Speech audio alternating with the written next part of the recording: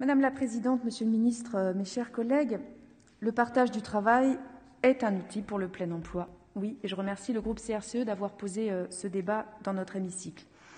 Mais au-delà, c'est un outil de la transition écologique, pour le plein emploi, pour retrouver le sens du travail, pour la santé des travailleurs, pour le partage des richesses, pour une société heureuse et qui produise selon nos besoins et non pour le profit de quelques-uns.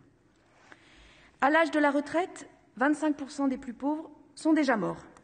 Les inégalités d'espérance de vie entre les cadres et les ouvriers sont significatives et elles persistent. L'espérance de vie des hommes ouvriers à 35 ans est de 77,6 ans, celle des hommes cadres est de 84 ans, soit 6,4 ans de plus.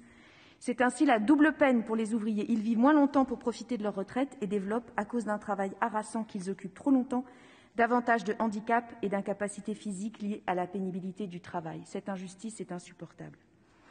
Oui, le partage du travail est un outil majeur de la transition écologique dans la justice sociale, parce qu'il permet une désintensification du travail, protectrice pour la santé des travailleurs, parce qu'il permet une meilleure qualité de vie et du temps libéré pour les liens sociaux, parce qu'il permet de prendre en compte, d'anticiper et d'accompagner l'inexorable et heureuse diminution du travail humain dans certaines branches liées à la robotisation et son transfert dans d'autres. Ce mouvement de réduction du temps de travail doit se faire de différentes manières. Je crois que c'est fini le temps des directives strictes venues d'en haut, s'appliquant de manière uniforme sans prise en compte des réalités du travail. Mais cela doit se faire au profit des salariés.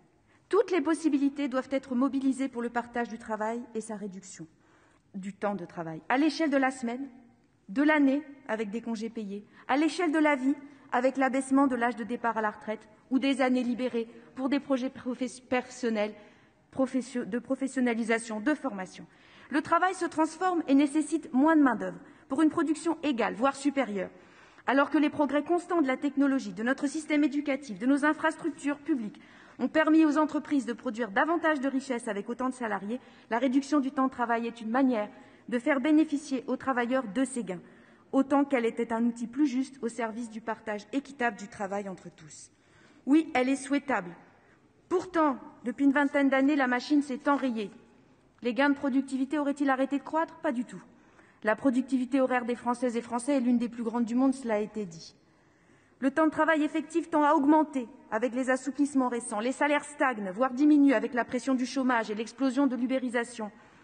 Il a été absorbé par les entreprises dans l'illusoire « travailler plus pour gagner plus » qu'aucun gouvernement n'a été capable de remettre en cause. Qui peut encore y croire à l'heure où le travail est plus mal partagé que jamais, à l'heure où certains frôlent quotidiennement le burn-out, tandis qu'ils côtoient de l'autre côté des intermittents, l'emploi précaire qui augmente et certains qui peinent à aligner quelques heures de mission par semaine pour remplir le frigo. Le travailler plus pour gagner plus est terminé, autant que la course folle au tout-productivisme, le sacrifice des travailleurs qu'on presse comme des éponges sur l'autel de la croissance ne peut plus durer. Ce que les écologistes, dans le sillage des grandes conquêtes de la gauche, souhaitent, c'est travailler mieux pour gagner mieux. La place du travail dans notre société doit être entièrement repensée. Les richesses produites, si elles étaient mieux réparties, permettraient aujourd'hui largement à chacune et chacun de vivre mieux dans le respect des ressources et des limites de notre planète. Alors, partageons, mais partageons pas seulement le travail, partageons tout, les richesses aussi. Créons des emplois, oui, pour permettre à ceux qui n'en ont pas d'en avoir, mais aussi à ceux qui en ont trop de profiter de la vie. Permettons aux Français de retrouver la maîtrise de leur vie, de s'investir dans la vie citoyenne, dans la vie associative ou de prendre davantage de temps pour son émancipation personnelle. Et puis, permettons aux Françaises et aux Français qui ont commencé à travailler jeunes, à ceux qui occupent des métiers difficiles, de partir à la retraite plus tôt et de profiter d'un temps de repos mérité. Pour cela, prenons vraiment en compte les critères de pénibilité dans la retraite, et pas dans un système hyper individualisé où on peine à accéder à ses droits, mais dans un système de garantie collective forte. Chers collègues, il est l'heure de reprendre le chemin du progrès social et de se doter des outils pour accompagner la transition écologique absolument indispensable aujourd'hui dans notre pays. Je vous remercie. Merci.